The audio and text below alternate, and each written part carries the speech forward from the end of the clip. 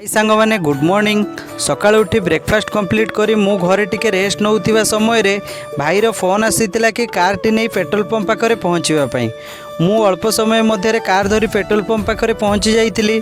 Petrol pump पाखरे पहुँचा पर भाईना को गाड़ी रे टांकी फुल करने भाई कहीतिला। आ भाईना आमर गाड़ी रे पेट्रोल भरिले। अधिक टिके पेट्रोल धरिया भाई केमती गाड़ी टी को हलाउचे आपण मैंने देखंतु। फाइनाली गाड़ी रे पेट्रोल भरा सरीगला। टोटाल 40 लिटर पेट्रोल आम गाड़ी रे लागितिला। पेट्रोल भरा सरीबा परे आसी जाइतिलु कार टी को सर्विसिंग करिया पई। भाई केमती निजे गाड़ी रे पानी मारुचे आपण माने देखंतु। प्रथमे कार टी रो सर्विसिंग सरीला परे मु मो बाइक टी रो सर्विसिंग करिया पई भाई को कहितिली।